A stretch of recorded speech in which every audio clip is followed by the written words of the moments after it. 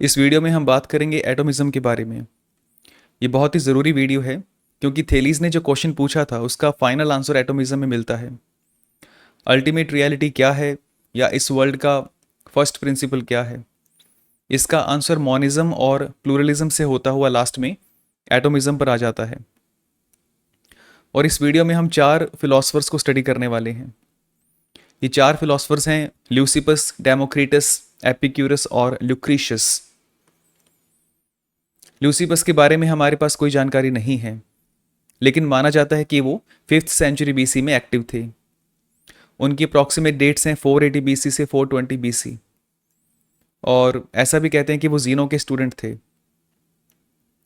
और दूसरे फिलोसफर हैं डेमोक्रिटस।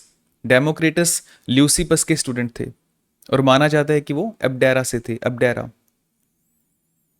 लेकिन कुछ स्कॉलर्स हैं जो कहते हैं कि वो एबडेरा से नहीं थे, वो माइलीटस से थे। और उनकी अप्रॉक्सीमेट डेट्स है 460 बीसी से 370 बीसी। जो ल्यूसिपस हैं वो एटॉमिज्म के फाउंडर थे।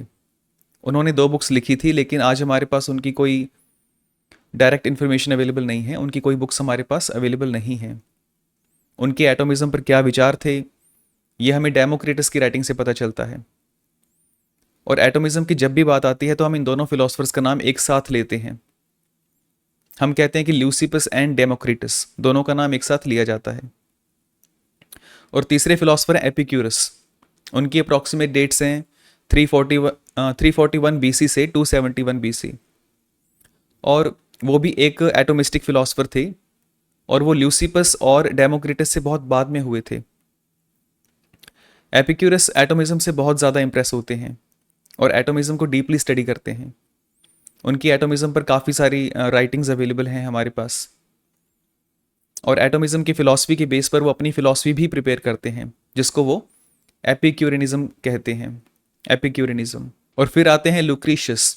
उनकी डेट्स हैं 99 बीसी से 55 बीसी। लुक्रीशियस वैसे तो एपिक्यूरस से लगभग 200 साल बाद हुए थे, लेकिन वो एपिक्यूरस को अपना गुरु मानते थे। लुक्रीशियस का सबसे इंपॉर्टेंट टेक्स्ट है on the nature of things, और इस टेक्स्ट में वो एपिक्यूरियन फिलॉसफी को और जो एटोमिस्टिक फिलॉसफी है उसको भी डिटेल में एक्सप्लेन करते हैं। और सबसे अच्छी बात यह है कि उनका ये जो टेक्स्ट है on the nature of things, ये हमारे पास आज अवेलेबल है। लुक्रीशियस ने अपना कोई विचार नहीं दिया, लेकिन एटोमिस्टिक फिलॉसफी पर जो भी विचार थे उन सभी विचारों को उन्होंने कंपाइल किया और एक बुक के रूप में तैयार किया। ल्यूसिपस की एटोमिज्म पर 2 बुक्स हैं, द ग्रेट वर्ल्ड सिस्टम और ऑन माइंड, और ये दोनों बुक्स आज लॉस्ट हो चुकी हैं। डेमोक्रिटस जो थे उन्होंने 50+ बुक्स लिखी थी, जिसमें से हमारे पास सिर्फ कुछ फ्रेगमेंट्स ही बचे हैं। एपिक्यूरस की काफ़ी राइटिंग्स हमारे पास अवेलेबल हैं, और ल्यूक्रीशियस की on the nature of things हमारे पास अवेलेबल है, जो ऑलमोस्ट कंप्लीट है। पूरी कंप्लीट नहीं है, लेकिन ऑलमोस्ट कंप्लीट है। तो इस वीडियो में हम इन तीनों फिलोसोफर की ये जो राइटिंग्स हैं, जो राइटिंग्स बची हुई हैं हमारे पास अवेलेबल हैं, उन सभी को डिस्कस करने वाले हैं, जिससे हमें एटोमिस्टिक फिलॉसफी के बारे में अच्छी तरह से जानकारी मिल जाएगी। एटोमिस्टिक फिलॉसफी को समझने में आसानी होगी। और ये जो वीडियो है ये थोड़ी सी कॉम्प्लेक्स होने वाली है, और इसलिए मैं पहले आपको एक छोटा सा ओवरव्यू दे देता हूँ एटोमिस्टिक फिलॉसफी के बारे में। एटोमिज्म के अकॉर्डिंग सिर्फ 2 चीज़ें रियल हैं, एटम्स और एम्प्टी स्पेस। ये जो एटम्स हैं ये मैटर के छोटे से छोटे पार्ट को कहा जाता है, जिसको और आगे डिवाइड नहीं किया जा सकता। एटम वर्ड ग्रीक के एटोमोस वर्ड से बना है, जिसका मीनिंग है इनडिविजिबल या अनकटेबल। जिसको आप डिवाइड नहीं कर सकते और जिसको आप कट नहीं कर सकते, उसको एटम कहा जाता है। और ये एटम्स हमेशा से थे, ये ना ही कभी क्रिएट हुए हैं और ना ही कभी डिस्ट्रॉय हो सकते हैं। और ये एटम्स इनफाइनाइट हैं, मतलब इनकी जो संख्या है वो अनंत है, इन्फिनिट संख्या है इनकी। और ये एटम्स क्वांटिटेटिवली डिफरेंट हैं। क्वांटिटेटिव का मतलब है ऐसी प्रॉपर्टीज़ जिसको नंबर्स में मेज़र किया जा सकता है, जैसे साइज़ और शेप। इट मीन्स ये जो एटम्स हैं इनका साइज़ और शेप एक दूसरे से अलग है।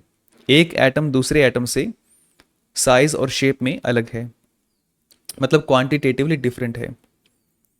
और ये एटम्स क्वालिटेटिवली न्यूट्रल हैं।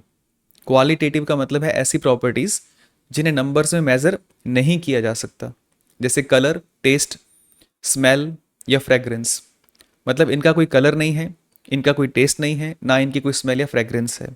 इट मीन्स इनमें कोई भी तरह की क्वालिटी नहीं है। और उस टाइम में जो टेम्परेचर था उसको भी क्वालिटेटिव प्रॉपर्टी कहा जाता था, क्योंकि उस टाइम में टेम्परेचर को हम मेज़र नहीं कर सकते थे नंबर्स में मेज़र नहीं कर सकते थे। टेम्परेचर के लिए हम हॉट, कोल्ड, वार्म ऐसा मतलब वर्ड्स का यूज़ करते थे, लेकिन एग्जैक्ट नंबर्स में हम काउंट नहीं कर सकते थे, उसको मेज़र नहीं कर सकते थे। लेकिन आज के टाइम में हम टेम्परेचर को नंबर से मेज़र करते हैं, जैसे फ़ारेनहाइट या सेल्सियस में। तो आज ये जो टेम्परेचर है ये क्वांटिटेटिव प्रॉपर्टी हो गया है, लेकिन उस टाइम में क्वालिटेटिव प्रॉपर्टी था।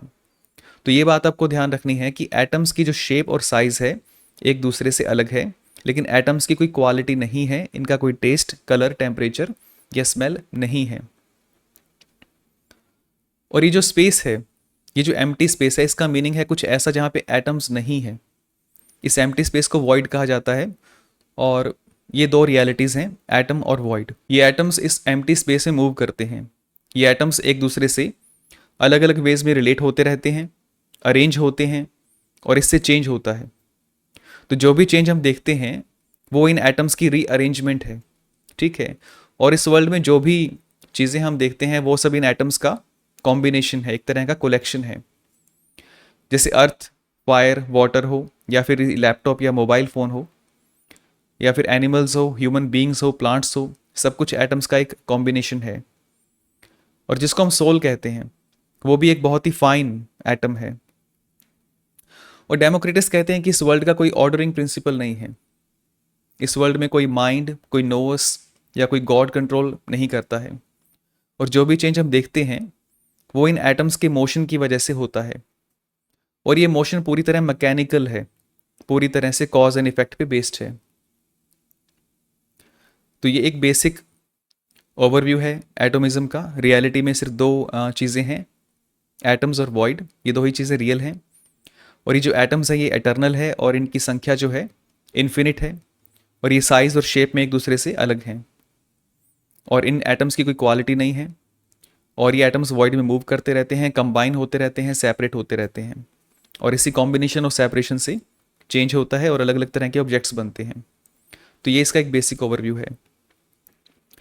तो यहाँ तक हो गई हिस्ट्री ऑफ फिलॉसफी, एटम्स की हिस्ट्री ऑफ फिलॉसफी।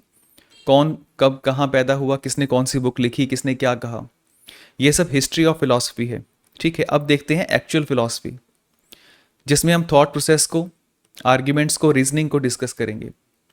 और ये देखेंगे कि एटोमिज्म जो है एक्चुअल में कैसे डेवलप हुआ है।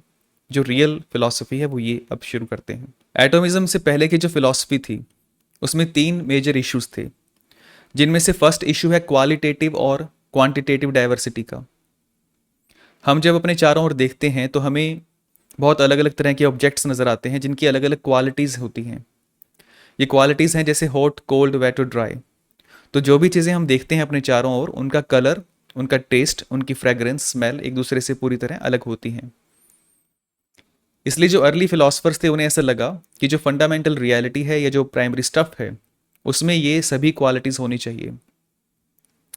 इसलिए पहले हम वाटर और एयर को फंडामेंटल स्टफ मानते रहे। लेकिन फिर एनेक्सिमेंडर आते हैं और आपको याद है उन्होंने कहा था कि वर्ल्ड का सोर्स कुछ ऐसा होना चाहिए जिसमें हॉट, कोल्ड, वेट और ड्राई ये चारों क्वालिटीज़ एक साथ अवेलेबल हों। एम्पेडोक्लिस कहते हैं कि वो चार रूट्स की बात करते हैं, एयर, वाटर, फायर और अर्थ।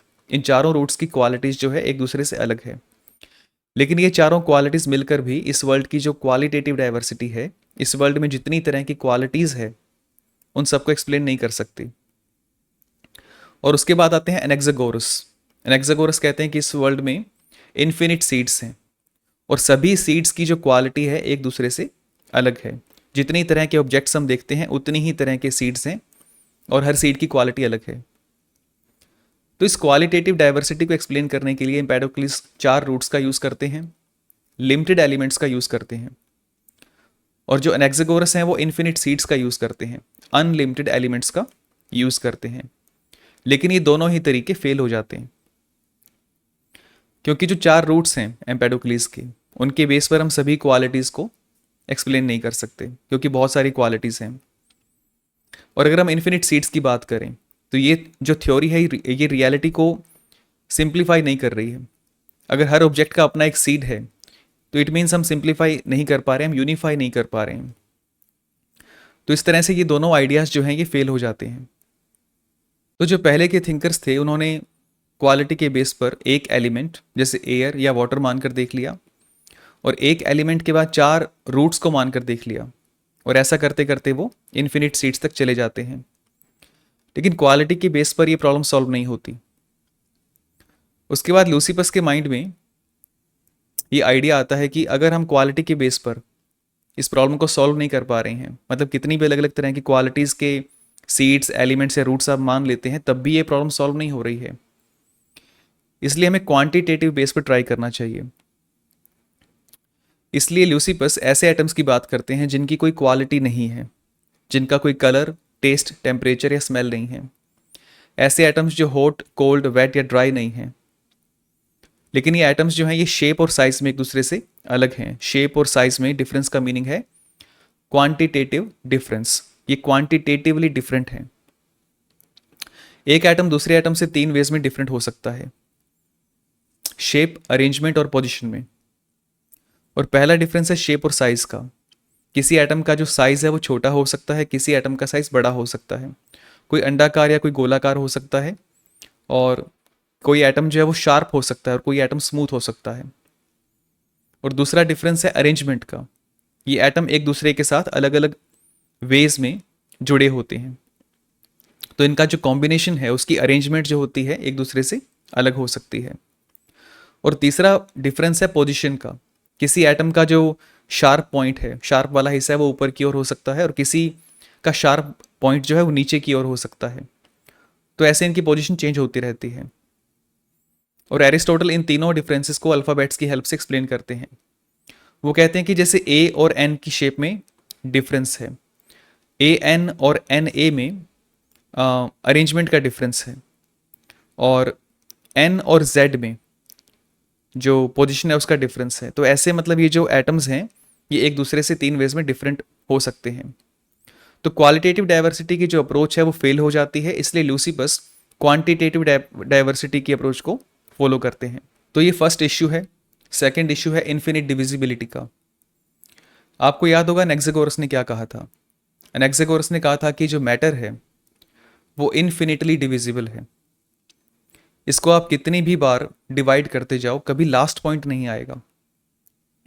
एनेक्सागोरस ने कहा था कि हमेशा एक स्मॉलर पार्ट रहेगा लेकिन कभी स्मॉलेस्ट पार्ट नहीं आएगा। और ऐसा हो सकता है कि एनेक्सागोरस को ये आइडिया परमानाइडिस से आया हो। परमानाइडिस ने कहा था कि ये जो बीइंग है जिसको वो व्हाट इज कहते हैं, इसको कभी डिस्ट्रॉय नहीं किया जा सकता। तो एनेक्सागोरस ने ये सोचा होगा कि रियलिटी को कट करने से कभी नथिंग नहीं आ सकता, क्योंकि नथिंग का मीनिंग है डिस्ट्रॉय हो जाना। ठीक है, इसलिए वो सोचते हैं कि मैटर को कितनी भी बार आप कट करो हमेशा कुछ ना कुछ पार्ट तो आता ही रहेगा। लेकिन दूसरी ओर परमानाइडिस के एक स्टूडेंट हैं जीनो के नाम से। जीनो का एक आर्ग्यूमेंट था जिसमें वो प्लूरैलिटी को डिनाई करने की कोशिश करते हैं। उसमें वो कहते हैं कि अगर वर्ल्ड में मल्टीपल ऑब्जेक्ट्स या मल्टीपल एलिमेंट्स हैं तो हर एक ऑब्जेक्ट इन्फिनिटली डिविजिबल है। आपको याद होगा हमने जब जीनो की बात की थी, इट मीन्स हर एक ऑब्जेक्ट इन्फिनिट पार्ट्स को मिलाकर बना हुआ है। और वो कहते हैं कि हर एक पार्ट का कुछ ना कुछ साइज ज़रूर होना चाहिए। तो इन्फिनिट पार्ट्स का अगर साइज मिलाकर इन्फिनिट साइज हो जाएगा। ठीक है, तो हर ऑब्जेक्ट का जो साइज है वो इन्फिनिट हो जाएगा, और हर एक पार्ट का अगर कोई साइज नहीं है तो बिना साइज के वो ऑब्जेक्ट एग्जिस्ट नहीं करेगा, क्योंकि अगर कोई ऑब्जेक्ट एग्जिस्ट करेगा तो उसका कुछ ना कुछ साइज जरूर होना चाहिए। इस आर्ग्यूमेंट से जीनो ये प्रूव करने की कोशिश करते हैं कि वर्ल्ड में मल्टीपल ऑब्जेक्ट्स नहीं हैं, मल्टीपल एलिमेंट्स नहीं हैं। लेकिन इसी आर्ग्यूमेंट को ल्यूसिपस एक अलग डायरेक्शन से देखते हैं, एक अलग नज़रिए से देखते हैं। और वो देखते हैं कि अगर मैटर इन्फिनिटली डिविजिबल है तो हर एक ऑब्जेक्ट या तो इतना छोटा हो जाएगा कि एग्जिस्ट नहीं करेगा, या फिर इन्फिनिटली लार्ज हो जाएगा। जबकि रियल लाइफ में ऐसा नहीं होता है।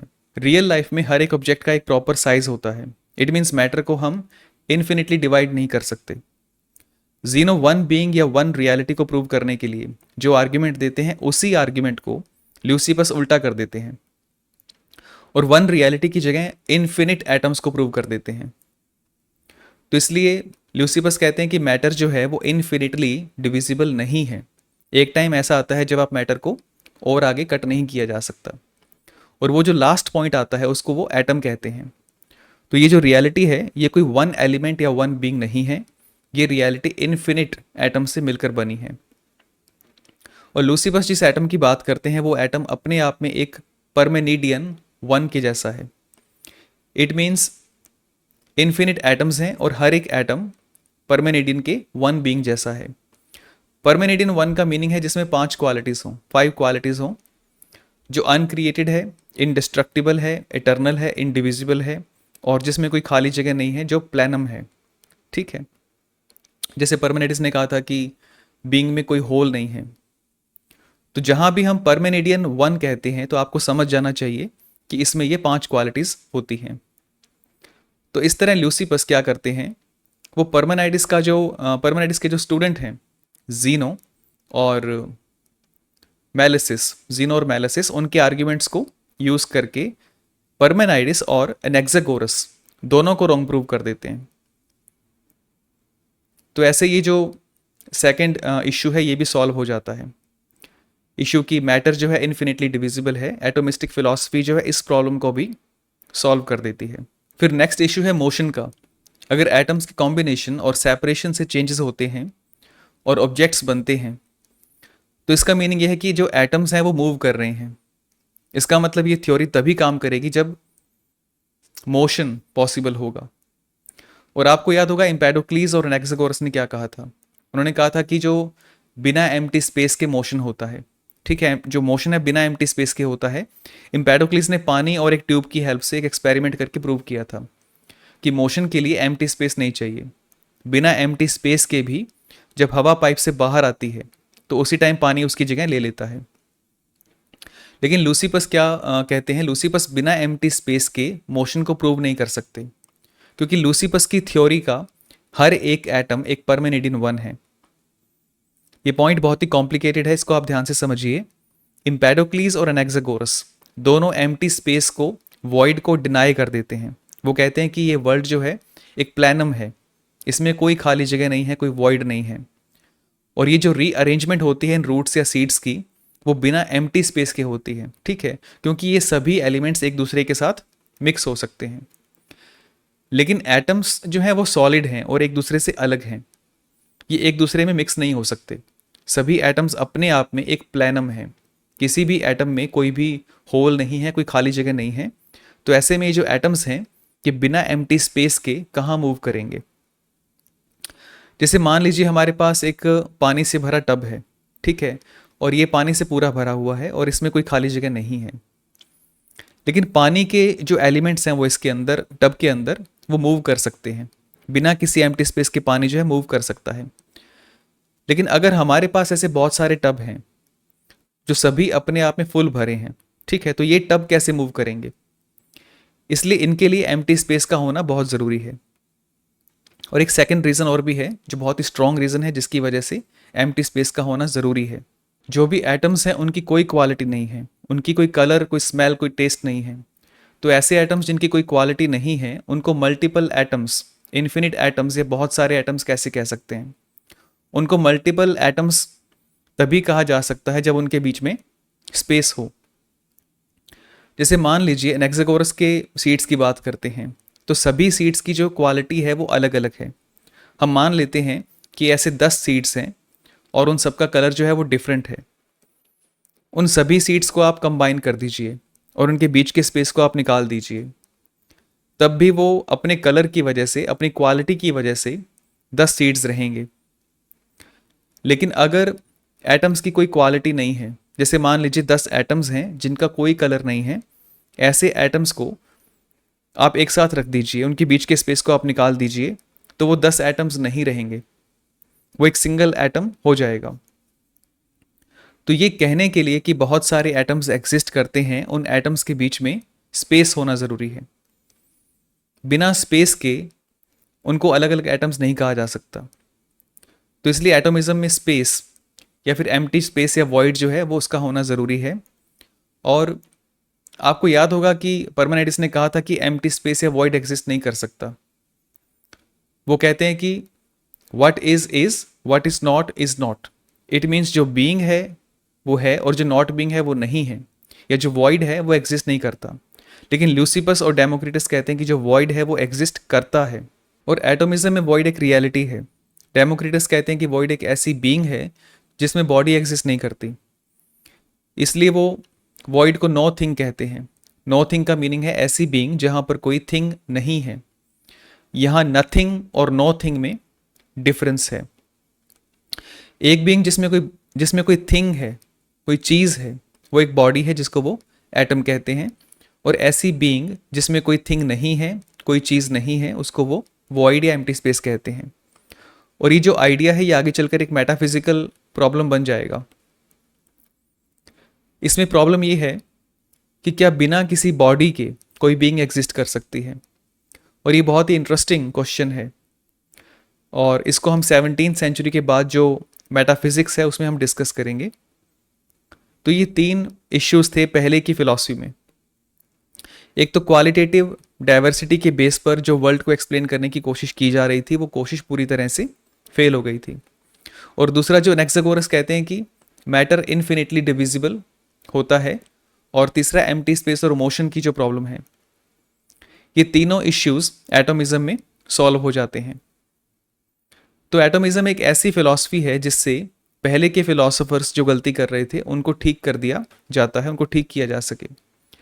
जैसे मैंने आपको पहले बताया कि ल्यूसिपस का कोई रिकॉर्ड हमारे पास नहीं है, और डेमोक्रिटस की राइटिंग में उनके बहुत थोड़े फ्रैगमेंट्स हमारे पास बचे हैं। लेकिन लुक्रीशियस के नाम से एक रोमन पोइट हैं, उनकी एक बुक हमारे पास अवेलेबल है जिसका नाम है on the nature of things. और इस बुक में एटोमिज्म की जो फिलॉसफी है उसका एक बेटर अकाउंट दिया गया है। और एटोमिज्म को समझने के लिए ल्यूक्रीशियस को स्टडी करना ज़रूरी है, तो हम उनको स्टडी करते हैं। ल्यूक्रीशियस का फर्स्ट प्रिंसिपल है कि कुछ भी नथिंग से क्रिएट नहीं हुआ है।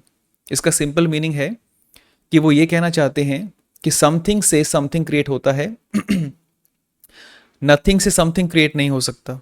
इट मीन्स जो भी चीज़ हम देखते हैं उसका एक सोर्स है, और वो सोर्स पहले से एग्जिस्ट करता है।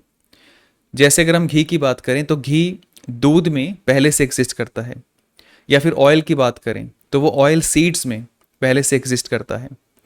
जो भी चीज़ एग्जिस्ट करती है उसका कोई ना कोई सोर्स है। ऐसा कभी नहीं होता कि उसका कोई सोर्स ना हो और वो चीज़ बिना किसी सोर्स के हो, बिना किसी सोर्स के नथिंग से एकदम से प्रकट हो गई हो, ऐसा नहीं हो सकता। लुक्रीशियस कहते हैं कि अगर ऐसा होता तो हर चीज़ का एक पर्टिकुलर सोर्स अगर ना होता तो वो चीज़ कहीं से भी आ सकती थी, कहीं से भी क्रिएट हो सकती थी। जैसे ऑयल सिर्फ सीड्स में से क्यों आता है, क्योंकि सीड्स ऑयल का सोर्स है।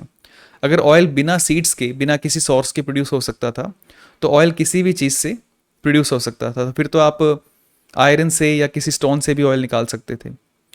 अगर बिना किसी सोर्स के नथिंग से कुछ क्रिएट हो सकता तो कोई भी चीज़ कहीं से भी आ सकती थी। जैसे एक मैजिशियन एक हैट में से एक खरगोश को निकाल सकता है, उस तरह से। और अगर हर चीज़ का एक फिक्स सोर्स ना हो तो एक ही ट्री में सभी तरह के फ्रूट हो सकते हैं। जो बर्ड्स हैं वो ह्यूमंस को जन्म दे सकते हैं। एक छोटा बच्चा एक ही दिन में बूढ़ा व्यक्ति बन सकता है, और एक एप्पल के बीज से एक आम का पेड़ बन सकता है। लेकिन लुक्रीशियस कहते हैं कि ऐसा कभी नहीं होता। क्यों?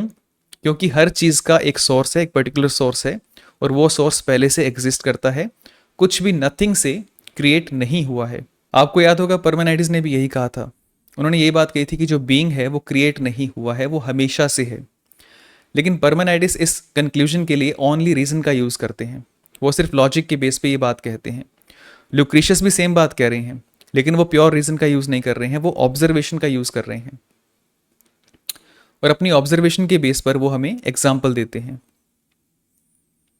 और साथ ही वो हमें ये भी कहते हैं कि गॉड्स ने कुछ क्रिएट नहीं किया है। किसी भी चीज़ का जो क्रिएशन है उसमें गॉड का कोई रोल नहीं है। वो कहते हैं कि अगर इस वर्ल्ड से गॉड का इंटरफेरेंस ख़त्म हो जाए, गॉड के इंटरफेरेंस को हटा दिया जाए, तो हम पर से एक बहुत बड़ा बोझ कम हो जाएगा। हर इंसान जो पनिशमेंट के डर से जी रहा है वो डर हमेशा के लिए ख़त्म हो जाएगा, हमेशा के लिए उसके दिल से चला जाएगा। तो वो कहते हैं कि जो नेचर है ये पूरी तरह से रेगुलर है, हर चीज़ एक सिस्टमैटिक तरीके से होती है, हर चीज़ का एक सोर्स है, और हर इवेंट के पीछे एक कॉज है। और इस नेचर में इस नेचर का जो प्रोसेस है वो पूरी तरह से स्लो, स्टेडी और रेगुलर है, यूनिफॉर्म है। और इस बात को प्रूव करने के लिए वो ऑब्जर्वेशंस का यूज़ करते हैं। वो नेचर को ऑब्जर्व करते हैं, वो नेचर में इस बात के लिए जो एग्जाम्पल्स हैं उनको उनको देखते हैं और हमें प्रोवाइड करते हैं। अगर हर चीज़ का एक सोर्स है, इसका मीनिंग ये हुआ कि गॉड ने कुछ क्रिएट नहीं किया, सब कुछ पहले से एग्जिस्ट कर रहा था। और अगर नेचर का प्रोसेस यूनिफॉर्म है, नेचर एक रेगुलर वे में काम करती है कुछ लॉज एंड प्रिंसिपल्स की बेस पर, तो इसका मीनिंग ये हुआ कि गॉड्स जो हैं वो इस वर्ल्ड में कोई इंटरफेरेंस नहीं करते, उनका इस वर्ल्ड में कोई इंटरफेरेंस नहीं है। तो जो एटोमिस्ट हैं वो भी गॉड के एग्जिस्टेंस को मानते हैं। वो मानते हैं कि गॉड्स एग्जिस्ट करते हैं, लेकिन ये जो गॉड्स हैं ये बहुत ही स्मॉल और फाइन एटम्स हैं। वो कहते हैं कि गॉड्स ने इस वर्ल्ड को क्रिएट नहीं किया है और ना ही इस वर्ल्ड को कंट्रोल करते हैं, और वो यहाँ से बहुत ही दूर कहीं पर रहते हैं और उन्हें हमसे कोई मतलब नहीं है, हमसे कोई लेना देना उनका नहीं है।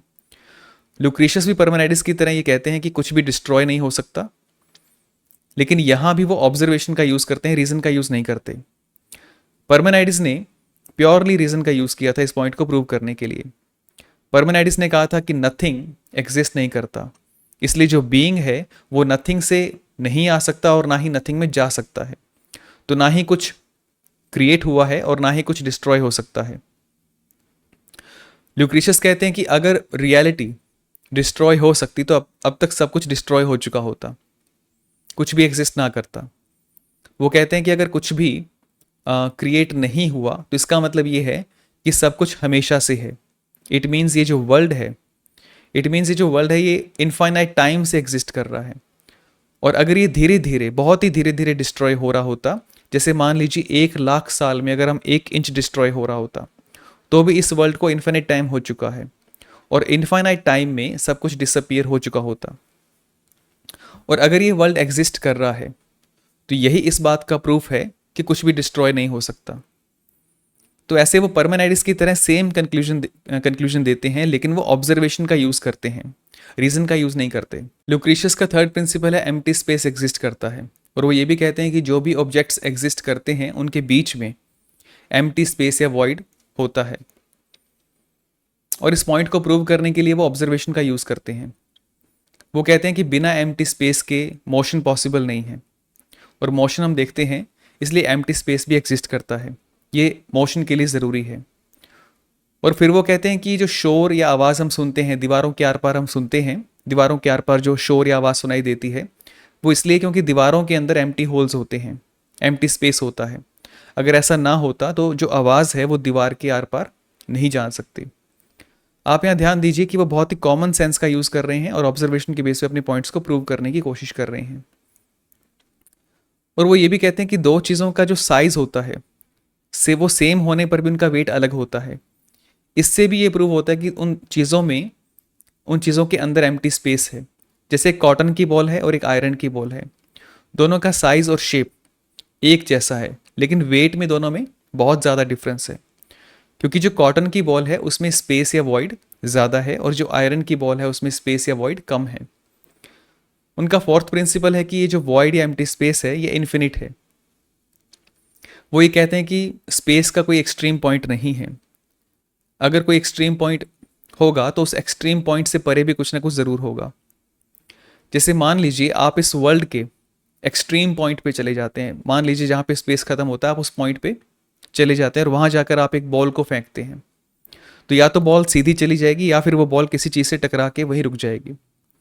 अगर वो बॉल सीधी चली जाती है इट मीन्स वो उसके आगे भी कुछ ना कुछ है, उस एक्सट्रीम पॉइंट से आगे भी स्पेस है। और अगर वो किसी चीज़ से टकरा के वहीं रुक जाती है इट मीन्स उसके सामने कोई चीज़ आ गई है।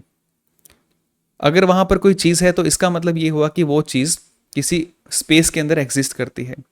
तो दोनों ही कंडीशंस में ये प्रूव होता है कि आप वर्ल्ड के एक्सट्रीम पॉइंट पे नहीं हो, आपको थोड़ा और आगे जाने की नीड है।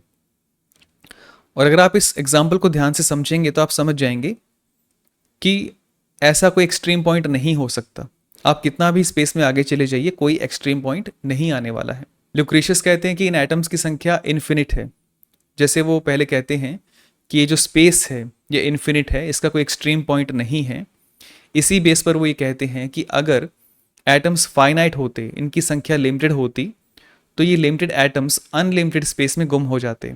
और ये जो वर्ल्ड हम देख रहे हैं, ऐसा वर्ल्ड पॉसिबल नहीं होता।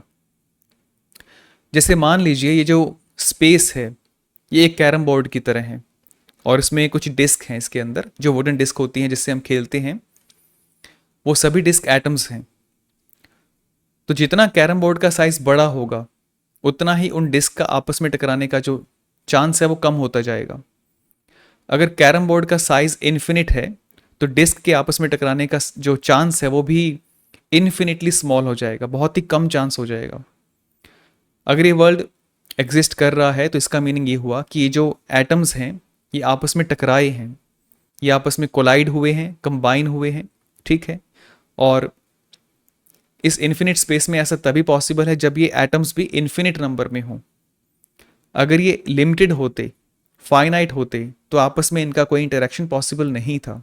इस बात से आप ये आइडिया लगा सकते हैं कि वो किसी नोवस माइंड या गॉड के बारे में नहीं सोच रहे हैं, क्योंकि अगर कोई इंटेलिजेंट पावर होती तो बोर्ड चाहे कितना ही बड़ा क्यों ना हो, ठीक है, डिस्क की संख्या कितनी ही कम क्यों ना हो, अगर कोई इंटेलिजेंट पावर होती तो वो डिस्क को अरेंज कर सकती थी। लेकिन ऐसी कोई पावर नहीं है और वो ये बात पहले ही बता चुके हैं। और वो ये भी कहते हैं कि एटम्स का साइज इतना इतना छोटा है कि हम उनको देख नहीं सकते। वो हवा का एग्जाम्पल देते हैं। हवा भी एटम्स का एक कलेक्शन है, लेकिन हवा को हम देख नहीं सकते। इट मीन्स ये एटम्स बहुत ही छोटे साइज के हैं, इसलिए हमें नज़र नहीं आते हैं। और लुक्रीशियस कॉमन सेंस के बेस पर यह भी प्रूव करते हैं कि जो मैटर है वो इन्फिनिटली डिविजिबल नहीं है। मैटर को अगर हम डिवाइड करेंगे तो एक पॉइंट ऐसा आएगा जब वो फर्दर डिवाइड नहीं होगा, ठीक है, उसको एटम कहा जाता है, उसको एटम कहते हैं। लुक्रीशियस के वर्ड में लुक्रीशियस कहते हैं कि अगर मैटर को इन्फिनिटली डिवाइड किया जा सकता तो सम ऑफ थिंग्स और लीस्ट ऑफ थिंग्स में क्या डिफरेंस होगा, ठीक है, इन दोनों में क्या डिफरेंस रहेगा। इसके लिए वो कोई एग्जाम्पल नहीं देते, लेकिन हम एग्जाम्पल का यूज़ कर सकते हैं। वो ये कहना चाहते हैं कि जैसे एक रेगिस्तान है उसको भी आप इन्फिनिटली डिवाइड कर सकते हो और रेत के एक कण को भी आप इन्फिनिटली डिवाइड कर सकते हो। इसका मतलब ये हुआ कि रेगिस्तान जो है वो भी इन्फिनिट पार्ट से मिलकर बना है और रेत का जो कण है, एक कण है, वो भी इन्फिनिट पार्ट से मिलकर बना है। तो ऐसे में दोनों में डिफरेंस क्या होगा। अगर धूल का एक कण वो भी इन्फिनिट पार्ट से मिलकर बना है और ये जो कंप्लीट वर्ल्ड है ये भी इन्फिनिट पार्ट से मिलकर बना है, तो इन दोनों में कोई डिफरेंस नहीं रह जाएगा।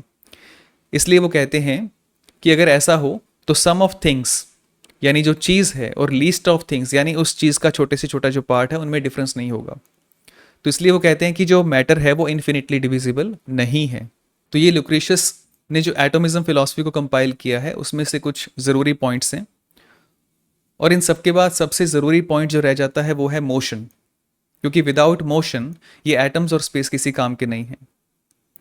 लेकिन एटम्स के मोशन को डिस्कस करने से पहले एक ज़रूरी पॉइंट है जो मैं आपसे डिस्कस करना चाहता हूँ, आपको बताना चाहता हूँ।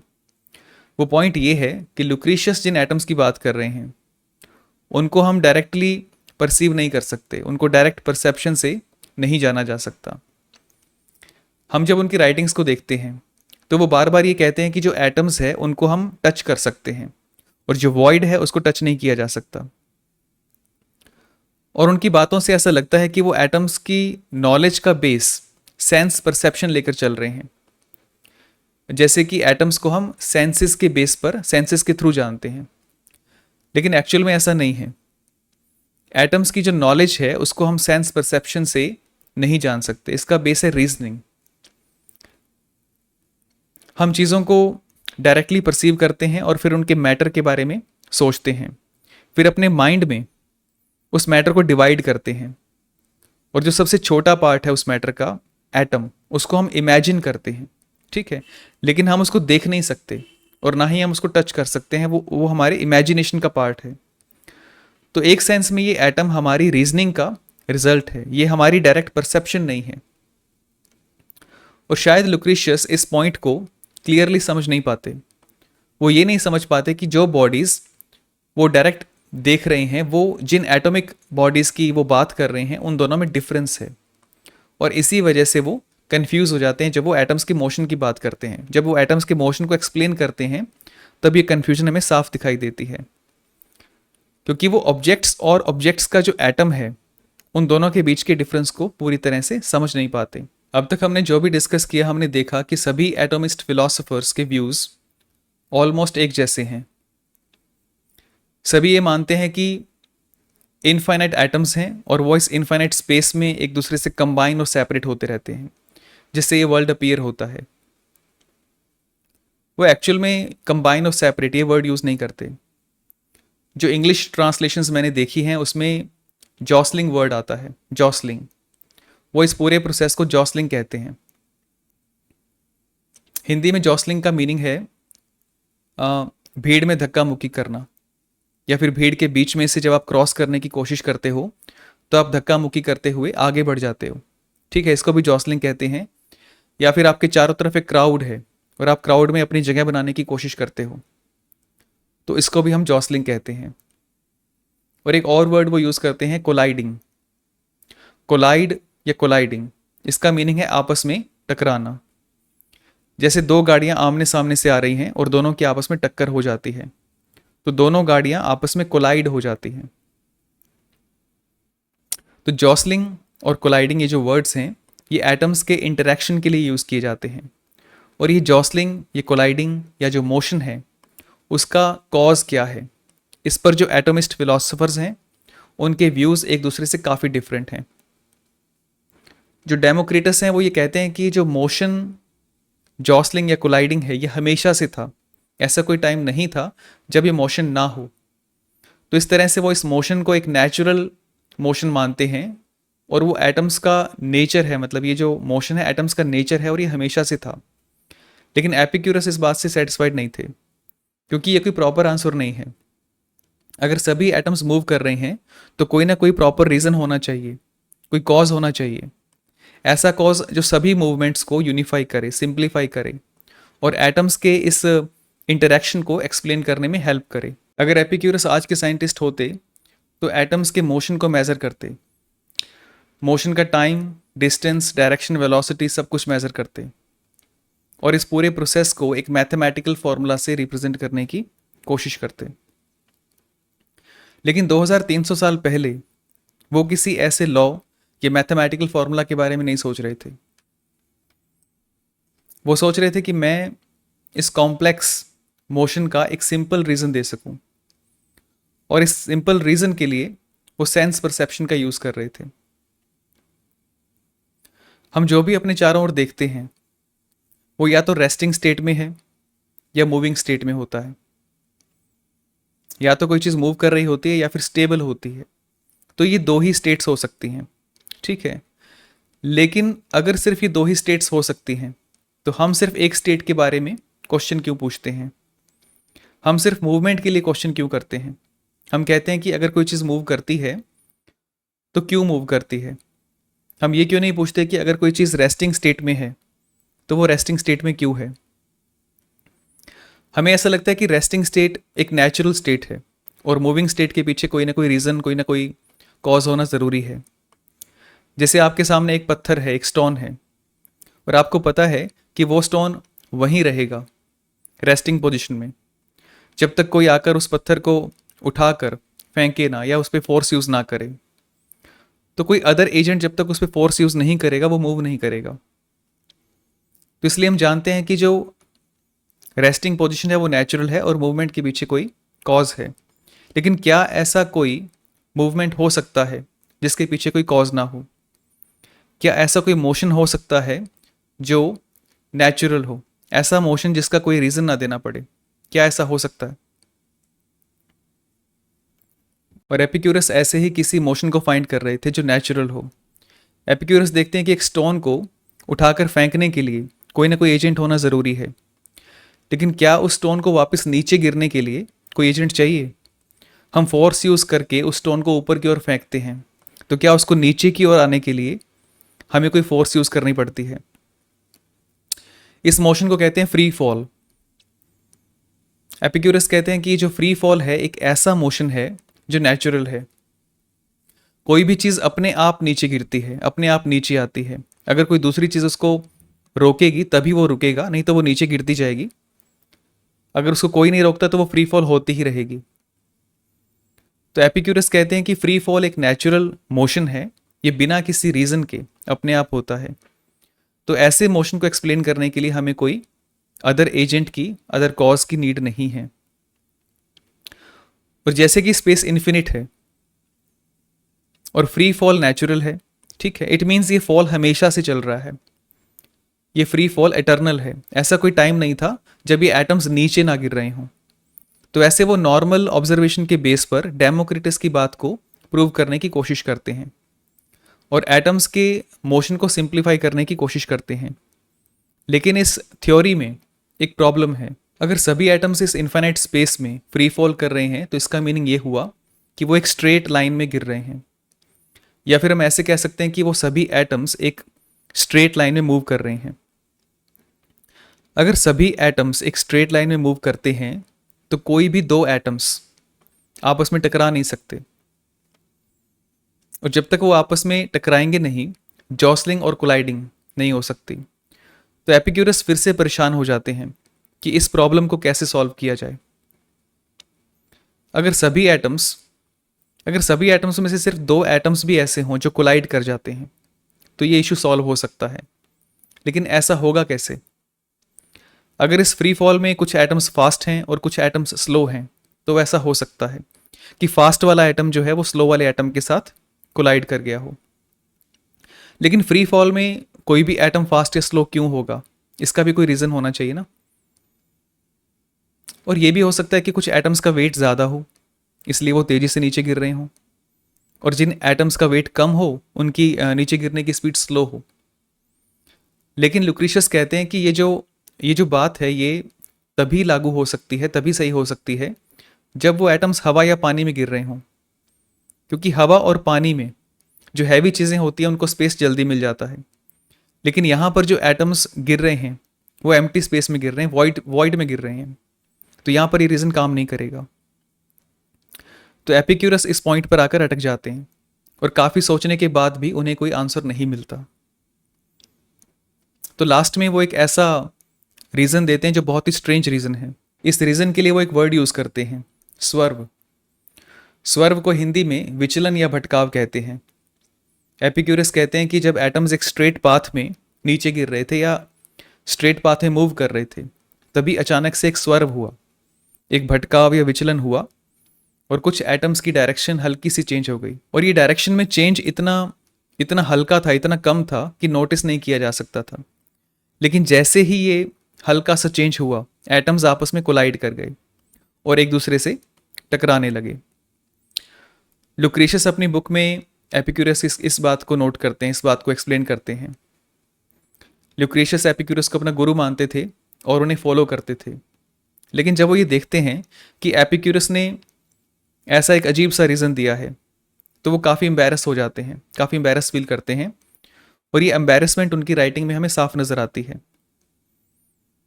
क्योंकि लुक्रीशियस ही जानते थे कि स्वर्व एक नेचुरल इवेंट नहीं है। कोई भी एटम अपने आप स्ट्रेट पाथ से बिना किसी रीज़न के क्यों भटकेगा? क्योंकि एटोमिज्म में गॉड्स का कोई कंसेप्ट नहीं है, नोवस का कोई कंसेप्ट नहीं है, या कोई इंटेलिजेंट पावर नहीं है जो एटम्स को डायरेक्ट कर सके।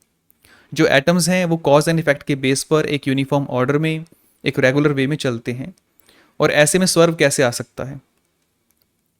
इसलिए वो इस बात पे जोर देते हैं कि जो स्वर्व है ये इतना माइनर था कि इसको नोटिस नहीं किया जा सकता था। लेकिन यहाँ वो ये भूल जाते हैं कि कोई भी चीज़ अगर हम नोटिस नहीं कर पा रहे हैं, हमारी ऑब्जर्वेशन में नहीं है, इसका मतलब ये नहीं है कि वो एग्जिस्ट नहीं कर रही है। तो ये माइनर सा स्वर्व जो है उनकी थ्योरी में, उनकी फिलॉसफी में एक बड़ी सी प्रॉब्लम क्रिएट कर देता है। वो एक ऐसे इवेंट को इंट्रोड्यूस कर देते हैं जो स्पॉन्टेनियस है। स्पॉन्टेनियस मीन्स नैसर्गिक या स्वाभाविक है। एक ऐसा इवेंट जो अनकॉज्ड है। अगर हम ये मान लेते हैं कि सभी एटम्स एक स्ट्रेट पाथ में नहीं गिर रहे थे और सभी रैंडमली मूव कर रहे थे, तो हम वापस डेमोक्रिटस की थ्योरी पर चले जाते हैं। लेकिन अगर हम एपिक्यूरस और ल्यूक्रीशियस को फॉलो करते हैं तो हम एक अनकॉज्ड इवेंट में फंस जाते हैं, एक अनकॉज्ड इवेंट में जाके अटक जाते हैं। इस डिस्कशन को आगे बढ़ाने के लिए हम ये मान लेते हैं कि उनका ये स्वर्व जो है वो ठीक है। थोड़ी देर के लिए हम उससे एग्री हो जाते हैं और आगे चलते हैं सेंसरी वर्ल्ड में। ये इनफाइनाइट एटम्स इस स्वर्व की वजह से आपस में कोलाइड कर जाते हैं, तो इनके अलग अलग तरह के कॉम्बिनेशंस बन जाते हैं। कुछ कॉम्बिनेशन बहुत ही क्लोज्ड पैक्ड होते हैं, जैसे आयरन या स्टोन्स, और कुछ बहुत ही लूजली आपस में कनेक्टेड हैं, और ऐसे करके अलग अलग तरह के ऑब्जेक्ट्स बन जाते हैं। और कुछ एटम्स एक दूसरे से टकरा के एक दूसरे को दूर धकेल देते हैं, जिससे एयर और लाइट के जैसे ऑब्जेक्ट्स बन जाते हैं। तो यहाँ तक लगभग सब कुछ ठीक है, लेकिन प्रॉब्लम ये है कि इन एटम्स में कोई क्वालिटीज़ नहीं है। ठीक है, तो ऑब्जेक्ट्स में क्वालिटीज़ कहाँ से आ जाती है? एटम्स में शेप है, वेट है, साइज है, लेकिन कोई क्वालिटी नहीं है। इनमें कोई कलर, टेस्ट या स्मेल, कोई temperature, hot, cold, wet, dry, ऐसा कुछ नहीं है। ये सब पूरी तरह से क्वालिटीलेस हैं। तो ये क्वालिटीलेस एटम्स मिलकर क्वालिटीज़ कैसे बना देते हैं? तो इस पॉइंट पर भी एटोमिस्ट फिलोसोफर्स के व्यूज़ डिफरेंट हैं। स्पेशली डेमोक्रिटस और एपिक्यूरस के व्यूज़ जो हैं उनमें काफ़ी डिफरेंस है। तो पहले हम एपिक्यूरस की व्यूज़ को देखते हैं। एपिक्यूरस ये कहते हैं कि एटम्स का अपना कोई कलर या कोई अदर क्वालिटी नहीं है, लेकिन एटम्स की जो कलेक्शन है वो इन क्वालिटीज़ को प्रोड्यूस करते हैं टेम्परेरी बेसिस पे। अभी टेम्परेरी बेसिस क्या चीज़ होती है? वो दो अलग अलग वर्ड्स यूज़ करते हैं, प्रॉपर्टीज़ एंड एक्सीडेंट्स। प्रॉपर्टीज़ वो क्वालिटीज़ होती हैं जो परमानेंट और फिक्स्ड होती हैं, और एक्सीडेंट वो क्वालिटीज़ होती हैं जो टेम्परेरी होती हैं। प्रॉपर्टीज़ को असेंशियल एट्रीब्यूट कहा जाता है। ये ऐसी असेंशियल क्वालिटीज़ होती हैं, अगर ये क्वालिटीज़ उस ऑब्जेक्ट में से, उस चीज़ में से अगर आप रिमूव कर देते हैं तो वो चीज़ एग्जिस्ट नहीं कर सकती। जैसे मान लीजिए एक सर्कल है। सर्कल की प्रॉपर्टी है राउंडनेस। ये सर्कल का एक असेंशियल एट्रीब्यूट है। बिना राउंडनेस के सर्कल एग्जिस्ट नहीं कर सकता। और एक्सीडेंट का एग्जांपल लेते हैं। एक्सीडेंट नॉन एसेंशियल एट्रीब्यूट्स होते हैं, इनको चेंज या रिमूव किया जा सकता है। जैसे मान लीजिए आपके पास एक रेड कार है, आप उसको ब्लू, ब्लैक, येलो कोई भी कलर कर सकते हैं। ठीक है, उसको किसी भी कलर में आप पेंट कर सकते हैं। जो कार की फंडामेंटल आइडेंटिटी है वो सेम रहती है। तो ये उसका एक नॉन एसेंशियल एट्रीब्यूट है। और एपिक्यूरस कहते हैं कि कलर एटम्स के कलेक्शन की एक प्रॉपर्टी है। प्रॉपर्टी मीन्स एटम्स की जो कलेक्शन है उसका कोई ना कोई कलर तो ज़रूर होगा। ठीक है, लेकिन उसका जो पर्टिकुलर कलर है वो एक एक्सीडेंट है। जैसे रेड, ग्रीन, येलो, कोई भी जो कलर है उसका एक्सीडेंट है। इस चीज़ को आप ध्यान से समझिए। जो कलेक्शन है वो कलर्ड ज़रूर होगा। ये ज़रूरी नहीं है कि वो रेड, ब्लैक या ब्लू हो। ठीक है, वो कोई भी कलर का हो सकता है। और जैसे जैसे इस कलेक्शन की फॉर्मेशन चेंज होती है उसकी एक्सीडेंटल क्वालिटीज़ चेंज होती रहती है। इट मीन्स जो क्वालिटीज़ हैं वो एटम्स का फंडामेंटल पार्ट नहीं है, उसकी प्रॉपर्टी नहीं है, उसका नॉन एसेंशियल एट्रीब्यूट है। उसका नॉन एसेंशियल एट्रीब्यूट इसका एक्सीडेंटल कैरेक्टर है। तो एक सेंस में वो ये कहना चाहते हैं कि जो क्वालिटीज़ आप एटम्स के कलेक्शन में देखते हो वो सभी क्वालिटीज़ टेम्पररी हैं। वो सभी क्वालिटीज़ आती जाती रहती हैं, वो एटम्स का पार्ट नहीं है, एटम्स का फंडामेंटल पार्ट नहीं है। और हम यहाँ पर साफ देख सकते हैं कि वो कैसे इस प्रॉब्लम को दो टर्म्स का यूज़ करके साइड करने की कोशिश कर रहे हैं। वो एक्चुअल जो क्वेश्चन है उसका आंसर नहीं कर रहे हैं। वो प्रॉपर्टी और एक्सीडेंट इन दोनों वर्ड्स का यूज़ करके इस क्वेश्चन से बचने की कोशिश कर रहे हैं। अगर हम कहते हैं कि कलर एटम्स की कलेक्शन का एक प्रॉपर्टी है, तो ये एटम्स में कहाँ से कहाँ पे होती है? ये एटम्स के साथ भी नहीं हो सकती, और ये एटम्स के जो कलेक्शन है उसके बीच का जो स्पेस है ये वहाँ भी नहीं हो सकती। तो ये प्रॉपर्टीज़ एग्जिस्ट कहाँ करती हैं? तो यहाँ पर एक ऑन्टोलॉजिकल इशू है। एक ऑन्टोलॉजिकल इशू क्रिएट हो जाता है।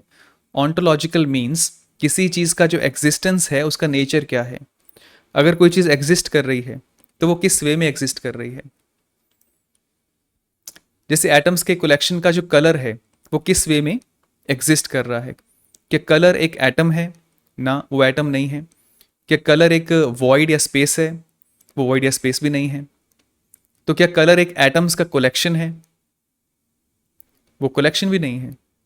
तो अगर हमारे सिस्टम में या तो सिर्फ एटम्स हैं या फिर सिर्फ वॉइड्स हैं, सिर्फ दो ही रियलिटीज़ हैं, या फिर एटम्स का कलेक्शन हो सकता है, और कलर इन तीनों चीज़ों में से कोई भी चीज़ नहीं है, तो ये कलर रियल कैसे हो सकता है? ये सोचने वाली बात है।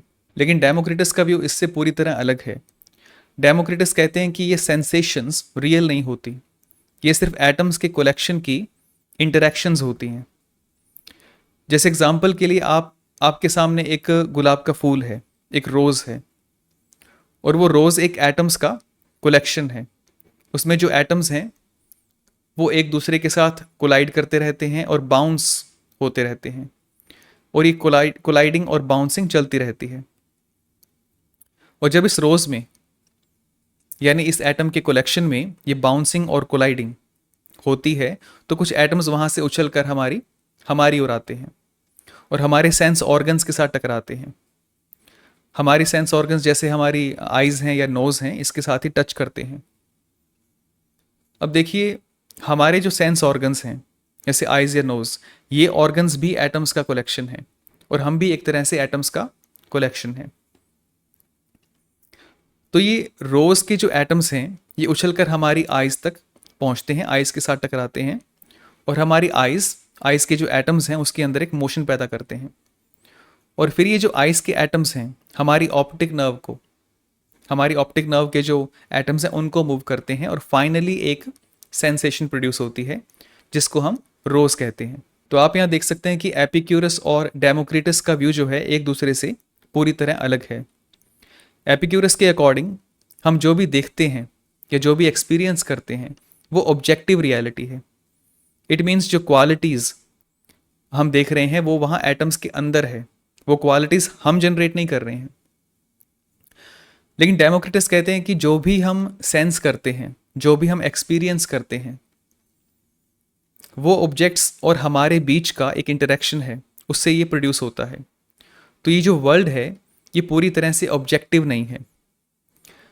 जैसे रोज़ की फ्रेगरेंस जो होती है, अगर वो सिर्फ रोज़ के एटम्स के कलेक्शन का रिजल्ट है, ठीक है, तो वो फ्रेगरेंस सबके लिए सेम होनी चाहिए, सबके लिए एक जैसी होनी चाहिए, क्योंकि वो एटम्स के जो कलेक्शन है वो सबके लिए सेम है। लेकिन अगर वो फ्रेगरेंस रोज़ के एटम्स और हमारी जो सेंसेस हैं, हमारी जो सेंसेस के एटम्स जो हैं उनका इंटरेक्शन है, उसके इंटरेक्शन से प्रोड्यूस हो रही है, तो हर पर्सन के लिए वो एक्सपीरियंस अलग हो सकता है, फ्रेगरेंस अलग हो सकती है। अगर ऐसा है तो इसका मीनिंग ये भी हुआ कि हम जो भी सेंस करते हैं, जो भी एक्सपीरियंस करते हैं, वर्ल्ड वैसा नहीं है। इट मीन्स रोज़ अपने आप में कैसा है, रियल में कैसा है, और हमें कैसा दिखाई दे रहा है, ये दोनों बातें अलग अलग हो सकती हैं। और नॉर्मल लाइफ में हम ये मानते हैं कि जो भी हम सेंस करते हैं, एक्सपीरियंस करते हैं, वो पूरी तरह से सही होता है।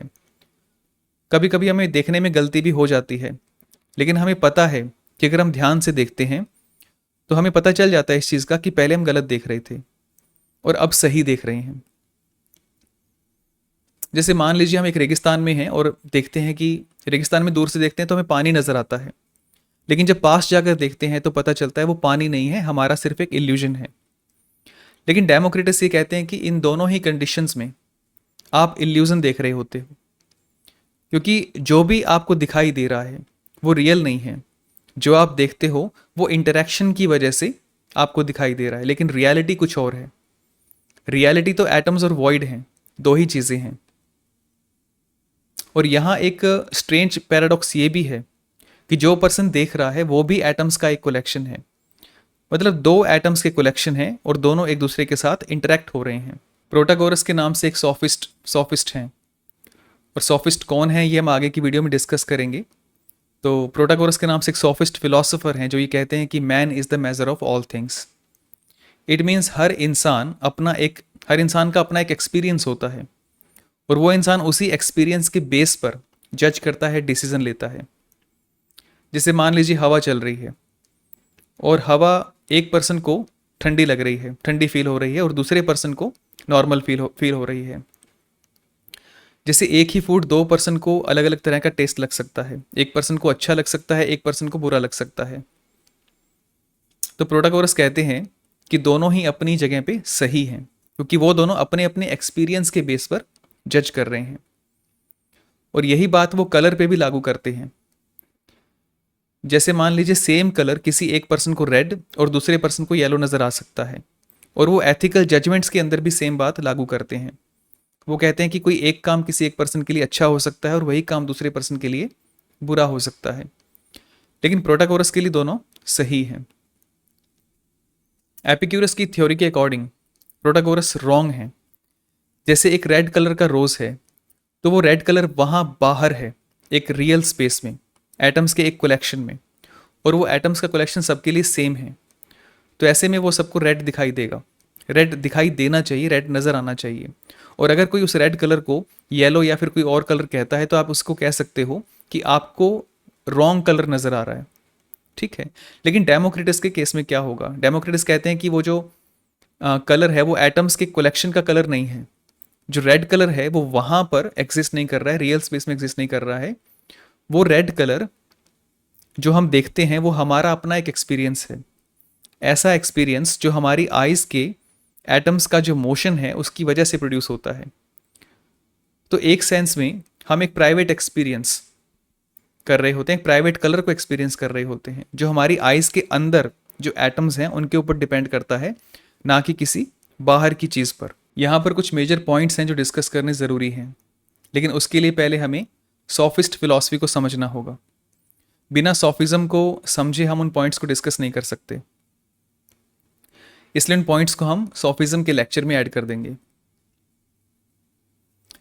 अब देखते हैं एटोमिज्म का साइकोलॉजी, माइंड और थॉट्स के बारे में क्या विचार है, इन पर उसके क्या व्यूज़ हैं। एटोमिज्म के अकॉर्डिंग ह्यूमन पर्सन, उसके सेंस ऑर्गन्स, उसका माइंड और सब कुछ एटम्स का एक कलेक्शन है। इट मीन्स माइंड मटेरियल है, माइंड मैटर से बना है और एक फिजिकल ऑर्गन है।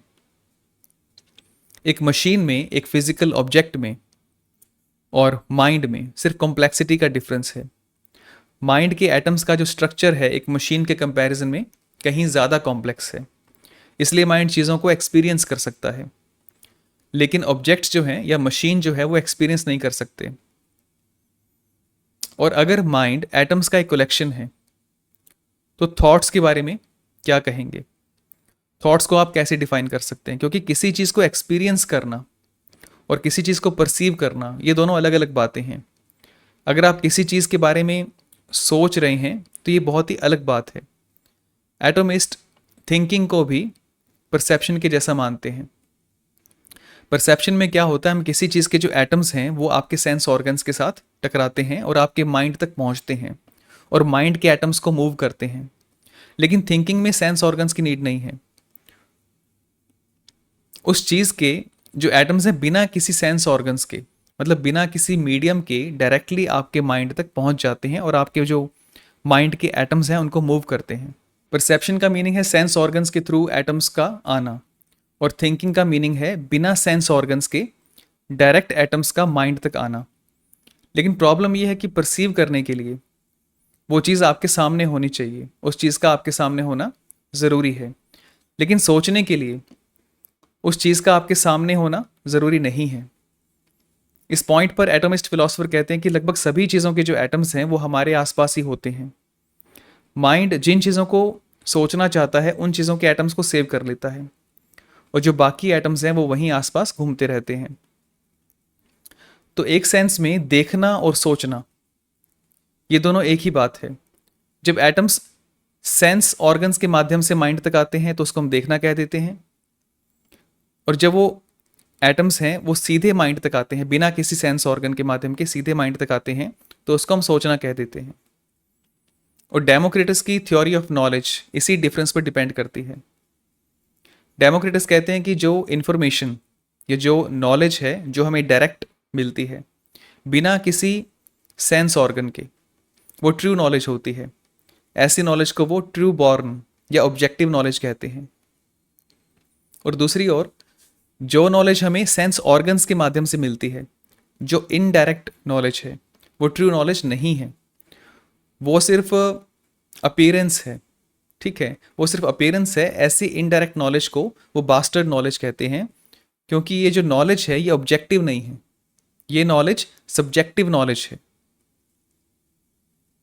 और हम सेंसेस के थ्रू जो भी एक्सपीरियंस करते हैं, इस वर्ल्ड को परसीव करते हैं, ये सब झूठ है, इल्यूजन है। जो भी ऑब्जेक्ट्स, जो भी कलर्स, साउंड्स, स्मेल, टेस्ट, ये जो कुछ भी है वो सब सब्जेक्टिव है, इल्यूजन है और बास्टर्ड नॉलेज है। और जो नॉलेज डायरेक्ट है, जो ट्रू बॉर्न नॉलेज है, वो रियल नॉलेज है। और रियल में सिर्फ दो ही चीज़ें एग्जिस्ट करती हैं, वो है एटम्स और वॉइड। इसके अलावा तीसरी कोई चीज़ एग्जिस्ट नहीं करती। तो आपने देखा कि कैसे पूरे थॉट प्रोसेस को एटम्स और मोशन से डिफाइन किया गया है। लेकिन ऐसा करके हम थॉट प्रोसेस को मैकेनिकल लेवल पे या फिजिकल लेवल पे ले आते हैं। लेकिन मान लीजिए जैसे आप लॉजिकली कुछ सोच रहे हैं, आप एक बहुत ही बेसिक आर्ग्यूमेंट सोच रहे हैं जिसमें दो प्रीमिसेस हैं और एक कंक्लूजन है। दो प्रीमिसेस हैं जैसे all man are mortal and Socrates is a man. इन दोनों प्रीमिसेस को कंबाइन करने से आप एक कंक्लूजन पे पहुंच जाते हैं कि सॉक्रेटिस इज मॉर्टल।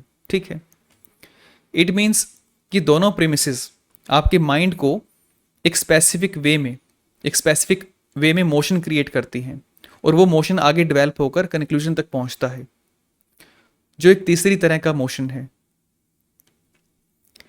जैसे एक बॉल दूसरी बॉल को हिट करती है और दूसरी बॉल तीसरी बॉल को हिट करती है, ऐसे ही एक प्रीमिस दूसरी प्रीमिस को हिट करती है और दोनों प्रीमिसेस मिलकर तीसरी बॉल को हिट करती है या तीसरी प्रीमिस को हिट करती है। लेकिन हम जानते हैं कि प्रीमिस और कंक्लूजन के बीच का जो रिलेशन है वो मैकेनिकल रिलेशन नहीं है, वो लॉजिकल है। तो लॉजिकल रिलेशन को हम मैकेनिकल सेंस में कैसे डिफाइन कर सकते हैं, ये एक बहुत बड़ा इश्यू है। और अगर हम थिंकिंग को मैकेनिकल टर्म्स में डिफाइन करने की कोशिश करते हैं तो और भी कई प्रॉब्लम्स हो जाती हैं, जिसमें से एक सबसे बड़ी प्रॉब्लम है फ्री विल की, the problem of free will. Free will का मीनिंग है जैसे हम कुछ भी डिसाइड करते हैं, हमारे पास हमेशा कुछ ना कुछ ऑप्शंस होते हैं और हम उन ऑप्शंस में से किसी एक ऑप्शन को चूज़ करते हैं और बाकी ऑप्शंस को छोड़ देते हैं, और जो ऑप्शन हमने चूज़ किया है उस पर हम एक्शन लेते हैं। जैसे आप ये वीडियो देख रहे हैं तो आपके सामने दो ऑप्शन हैं, आप इस वीडियो को ध्यान से देख सकते हैं या फिर आप उठकर जा सकते हैं। ये दोनों ऑप्शंस आपके पास अवेलेबल हैं, लेकिन इन दोनों में से आप सिर्फ एक ऑप्शन को चूज़ करते हैं। और साथ ही हम ये भी मानते हैं कि इन ऑप्शंस को चूज़ करने या डिसाइड करने के लिए हम पूरी तरह से फ्री हैं। हमारे पास ये फ्रीडम है कि हम कौन सा ऑप्शन चूज़ करेंगे और अपने एक्शंस को किस डायरेक्शन में मूव करेंगे। लेकिन अगर ऑटोमिस्टिक थ्योरी सही है तो हमारे पास कोई फ्रीडम नहीं है। जो फ्रीडम हम सोच रहे हैं वो सिर्फ एक इल्यूजन है। जैसे सुबह 6 बजे का टाइम है और आपके माइंड में ऐसा चल रहा है कि सोया रहूं या वॉक पे चला जाऊं। आप लेटे हुए हैं, सोच रहे हैं कि आपको क्या करना चाहिए, क्योंकि आपको ऐसा लग रहा है कि वॉक पे जाना ज़रूरी है, लेकिन आप सोए भी रहना चाहते हैं क्योंकि आपका उठने का मन नहीं है। तो ये जो कन्फ्यूज़न है एक तरह से, ये एक्चुअल में आपके माइंड के जो एटम्स हैं उनके बीच की एक जॉसलिंग है। आपके माइंड के जो एटम्स हैं वो एक स्पेसिफिक वे में कोलाइड कर रहे हैं, एक स्पेसिफिक वे में बाउंस कर रहे हैं, और इसी जॉसलिंग की वजह से आपको ये कन्फ्यूजन एक्सपीरियंस हो रही है। और ये जॉसलिंग, ये एटम्स का जो मोशन है कुछ ऐसा होता है कि आप वॉक पे जाना डिसाइड करते हैं और उसके बाद आप बेड से बाहर आ जाते हैं। तो ये डिसीजन भी एक्चुअल में एटम्स का मोशन है। एटम एक स्पेसिफिक वे में मूव करते हैं, उसको ही आप डिसीजन कहते हैं। लेकिन आपने वॉक पे जाना डिसाइड क्यों किया, मीन्स आपके माइंड के जो एटम्स हैं उस स्पेसिफिक वे में मूव क्यों हुए। इसका सिंपल आंसर ये है कि एटम्स की जो प्रेजेंट मूवमेंट है एटम्स की प्रीवियस मूवमेंट पर डिपेंड करती है, और जो प्रीवियस मूवमेंट है वो उससे प्रीवियस पर डिपेंड करती है, और वो उससे आगे। ठीक है, तो ऐसे देखा जाए तो आपका ये डिसीजन फिक्स था। आपको लगता है कि आपने मॉर्निंग में सुबह 6 बजे फ्रीली डिसाइड किया कि आप वॉक पे जाना चाहते हैं, लेकिन ये जो डिसीजन है ये बहुत पहले ही फिक्स हो गया था, क्योंकि ये जो डिसीजन है ये एटम्स की पोजीशन के ऊपर डिपेंड करता है, जो बहुत पहले फिक्स हो चुका था, जो बहुत पहले से जो मूवमेंट चली आ रही है वो बहुत पहले से फिक्स हो चुका था। अब ये सोचिए कि डिसीजन कब फिक्स हुआ, कितना टाइम पहले फिक्स हुआ। अगर पूरा यूनिवर्स एटम और वॉइड से बना है और ये एटम्स हमेशा से मूव कर रहे हैं, डेमोक्रिटस कहते हैं कि ये हमेशा से वाइब्रेट हो रहे हैं, या एपिक्यूरस कहते हैं कि ये हमेशा से फ्री फॉल हो रहे हैं, इट मीन्स ये डिसीजन हमेशा से फिक्स था।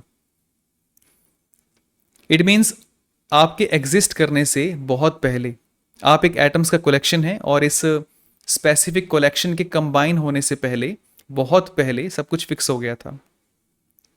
आपको ये कितना भी ऐसे लगता रहे कि ये डिसीज़न आपका डिसीज़न था, लेकिन सच बात ये है कि इसके अलावा आप कुछ और चूज़ कर ही नहीं सकते थे। इसके अलावा आपका कोई ऑप्शन दूसरा हो ही नहीं सकता था, क्योंकि एटम्स की जो पोजीशन है और जो मोशन है उसके बेस पर यही होना था।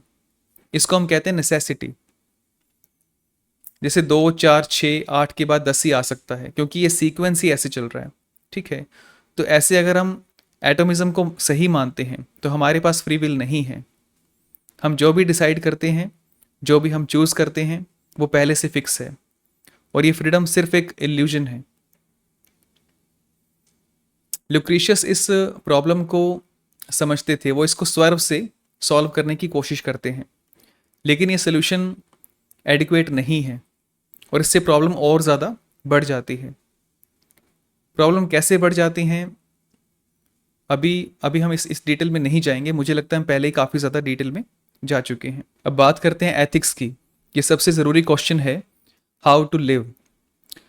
लेकिन एक ऐसा यूनिवर्स जिसमें सिर्फ एटम्स और वॉइड है और हमारे पास कोई फ्री विल नहीं है, हमारे सभी एक्शंस, हमारी सभी एक्टिविटीज़, हमारे डिसीजन, सब कुछ पहले से फिक्स है, तो ऐसे यूनिवर्स में एथिक्स का क्या प्लेस हो सकता है। डेमोक्रेटस अपने एथिकल व्यूज़ को अपनी फिजिकल थ्योरी से कनेक्ट करने की कोशिश नहीं करते। उन्होंने एथिक्स पर बहुत ही कम फोकस किया है, लेकिन वो जो भी कहते हैं वो एक प्रैक्टिकल पॉइंट ऑफ व्यू से कहते हैं। हम कह सकते हैं कि उनके व्यूज़ जो हैं एक तरह से प्रैक्टिकल विजडम है। जैसे कुछ कोट्स हैं जो आपके सामने रीड करता हूँ। It is hard to fight with desire, but to overcome it is the mark of irrational man. The needy animal knows how much it needs, but the needy man does not. In cattle, excellence is displayed in the strength of body, but in man it lies in the strength of character. तो ऐसे उनके काफ़ी thoughts हैं जो ethics पर बहुत ही practical हैं और वो एटॉमिक थ्योरी से मैच नहीं करते। लेकिन काफ़ी ट्राई करने के बाद मुझे कुछ ऐसे थॉट्स मिले हैं जो उनकी एटॉमिक थ्योरी से मैच करते हैं। उनमें से एक थॉट है, equanimity comes to man through proportionate pleasure and moderation in life. Excesses and defects are apt to change and cause great disturbances in the soul. Those souls which are moved over great distances have neither stability nor equanimity. अब यहाँ जो word है moved, इस word पे आप focus कीजिए। जो भी ह्यूमन एक्सपीरियंसेस हैं वो सब एटम्स की मूवमेंट हैं, और एक गुड लाइफ, एक अच्छी लाइफ जो होती है जिसमें एक्सपीरियंस एन्जॉयबल हो, प्लेजरेबल हो, इट मीन्स एटम्स की जो मूवमेंट है जिसको हम एक्सपीरियंस कहते हैं वो एन्जॉयबल होनी चाहिए, प्लेजरेबल होनी चाहिए। और इन एटम्स की मूवमेंट कब एन्जॉयबल होगी? जब ये मूवमेंट या मोशन जेंटल होगा। तो यहाँ पर आप देख सकते हैं कि वो एटॉमिक थ्योरी को मॉडरेशन के साथ बैलेंस करने की, मैच करने की कोशिश कर रहे हैं। वो कहते हैं कि एटोमिज्म की मूवमेंट बैलेंस्ड होनी चाहिए, मॉडरेशन में होनी चाहिए। अगर मूवमेंट नहीं होगी तो कोई एक्सपीरियंस नहीं होगा, और अगर ये मूवमेंट बहुत फास्ट है तो हमारा जो एक्सपीरियंस है वो एन्जॉयबल नहीं होगा। इसलिए वो कहते हैं कि एटम्स की ये जो मूवमेंट है मॉडरेशन में होनी चाहिए, तभी ये जो एक्सपीरियंस है वो एन्जॉयबल और प्लेजरेबल होगा। और ये डेमोक्रेटस के थॉट्स हैं एथिक्स के लिए, लेकिन जो एपिक्यूरस हैं उनके थॉट्स इनसे काफ़ी अलग हैं। उनको हम एपिक्यूरस की वीडियो में डिस्कस करेंगे, अलग से उन पे बात करेंगे। तो ये एटोमिज्म फिलॉसफी का एक बेसिक इंट्रोडक्शन है जिसमें सिर्फ एटम्स और वॉइड है। इस फिलॉसफी में गॉड्स का कोई रोल नहीं है। या एपिक्यूरस की वर्ड्स में अगर हम कहें तो गॉड्स भी एटम्स के एक कॉम्प्लेक्स कलेक्शंस हैं, और एटोमिज्म में जो भी इवेंट्स होते हैं वो सब फिक्स्ड हैं। सब कुछ एक कॉज एंड इफेक्ट के ऊपर बेस्ड है, एक रेगुलर वे में सब कुछ हो रहा है। तो ये फेथ एंड अथॉरिटी से पूरी तरह फ्री है और लॉजिक और एविडेंस पर पूरी तरह से बेस्ड है। और इस थ्योरी में काफ़ी प्रॉब्लम्स भी हैं, लेकिन वो प्रॉब्लम्स हम देख सकते हैं, क्योंकि जो फिलोसोफर्स हैं इन्होंने अपने आइडियाज़ को बहुत ही अच्छे से एक्सप्लेन किया है। और प्रॉब्लम्स का होना कोई बुरी बात नहीं है। इन प्रॉब्लम्स को हम डिस्कस कर सकते हैं, डिस्कस किया जा सकता है, इन्हें रिफाइन किया जा सकता है, इम्प्रूव किया जा सकता है। और इसी थ्योरी की अंडरस्टैंडिंग के बेस पर एक नई बेटर थ्योरी दी जा सकती है। और थेलीस का ये जो मानना था कि जो डाइवर्स वर्ल्ड है किसी एक मटेरियल स्टफ से बना है। थेलीस के बाद के जो माइलिसियन फिलोसोफर थे और जो हेराक्लीटस थे, उन्होंने थेलीस की थ्योरी में जो प्रॉब्लम्स हैं उनको हाईलाइट किया। फिर परमेनाइडिस ने परमेनाइडिस की फिलॉसफी ने ये साफ किया कि थेलीस का ये जो क्वेश्चन है इसका आंसर उस सेंस में देना पॉसिबल नहीं है जिस सेंस में थेलीस इस क्वेश्चन के आंसर को देख रहे हैं। और उसके बाद एम्पेडोक्लीस और एनाक्सागोरस ने प्लूरलिज्म का यूज किया। लेकिन एम्पेडोक्लीस और एनाक्सागोरस की फिलॉसफी में जो भी प्रॉब्लम्स थी, ये जो लिमिटेशंस थी, उनको एटोमिस्ट फिलोसोफर्स ने ठीक किया। इवन हमारा जो चेंज का कंसेप्ट है वो भी पूरी तरह से बदल दिया। थेलीस के टाइम पे क्या था? थेलीस के टाइम में चेंज की डेफिनेशन ये थी जैसे हम वाटर को आइस में और एयर में ट्रांसफॉर्म होते हुए देखते हैं, उसी को हम चेंज मान रहे थे। लेकिन एटोमिज्म में चेंज ऑफ प्लेस जो होता है उसी को रियल चेंज कहते हैं। और हर चेंज को चेंज ऑफ प्लेस की टर्म्स में हम डिफाइन कर सकते हैं। हर चेंज को एटम्स की रीअरेंजमेंट के रूप में, ये एटम्स अपनी जगह बदलते रहते हैं, उसके बेस पर एक्सप्लेन किया जा सकता है। और साथ ही हमारा मटेरियल या स्टफ़ का जो नज़रिया है वो भी चेंज हो गया है। थेलीस का जो स्टफ़ था वाटर, वो क्लियर नहीं है पूरी तरह से, वो हमारी नॉर्मल सेंस ऑब्जर्वेशन पर, एक्सपीरियंस पर बेस्ड है। लेकिन जो एटम्स हैं वो सेंस एक्सपीरियंस का स्टफ़ नहीं है। जैसे हमने डिस्कस किया था कि एटम्स की कोई क्वालिटी नहीं है। और अगर हम एथिक्स की या रिलीजन की बात करें तो एटोमिज्म यहाँ पर काफ़ी ज़्यादा वीक नज़र आता है। और अगर सब कुछ एटम और वॉइड से बना है, सब कुछ फिक्स्ड है, तो एथिक्स की क्या नीड है? हम अपनी ड्यूटीज़ को क्यों फॉलो करें, या ऑनेस्ट क्यों रहें, या एक अच्छे पर्सन क्यों बने? इन सब बातों का क्या पर्पस होगा? और रिलीजन भी एक ज़रूरी पार्ट है लाइफ का। ये हमें एक बिलीफ प्रोवाइड करता है कि इस पूरे यूनिवर्स का एग्जिस्टेंस का एक मीनिंग है, और ये मीनिंग हमारी ह्यूमन लाइफ के साथ कनेक्टेड है। सिंपल वर्ड्स में, ये जो लाइफ है जो हम जी रहे हैं, इस लाइफ में बहुत से उतार चढ़ाव आते हैं। लाइफ में बहुत से अच्छे और बुरे मोमेंट्स आते हैं। और कभी कभी ऐसा भी होता है कि हम लाइफ में बहुत ही निराश हो जाते हैं, हताश हो जाते हैं, होपलेस हो जाते हैं। लेकिन फिर भी हम इस लाइफ को जीते रहते हैं, क्योंकि कहीं ना कहीं हमें ऐसा लगता है कि हमारी इस लाइफ का एक मोटिव है, एक मीनिंग है। हमारे इस एग्जिस्टेंस के पीछे कोई रीज़न है, और हमारा ये बिलीफ हमारी इस लाइफ को जीने के लिए एक सपोर्ट देता है। और ये सिर्फ एक रिलीजियस पर्सन की बात नहीं है। आपको ऐसे बहुत सारे एथिस्ट मिल जाएंगे जो इस बात से एग्री करते हैं कि लाइफ का एक मीनिंग है। लेकिन एटोमिज्म रिलीजियस आइडियाज़ के साथ कंपैटिबल नहीं है, इसलिए मिडिल एजेस में एटोमिज्म को इग्नोर कर दिया जाता है। ये एक ऐसा टाइम था जब रिलीजन पर ज़्यादा फोकस किया जा रहा था, इसलिए वो लोग प्लेटो और एरिस्टोटल पर ज़्यादा फोकस कर रहे थे। लेकिन इससे एटोमिज्म की इंपॉर्टेंस कम नहीं होती है। आप देखेंगे कि 17वीं सेंचुरी के बाद इन्हीं थीम्स को फिर से डिस्कस किया जाएगा, जैसे थॉट का नेचर क्या है, हमारे पास फ्री विल है या नहीं, और माइंड का नेचर क्या है। ये सब थीम्स आपको फिर से देखने को मिलेंगी। और इस थ्योरी की हम फिर से बात करेंगे जब 19वीं सेंचुरी की मॉडर्न एटॉमिक फिलॉसफी को डिस्कस करेंगे।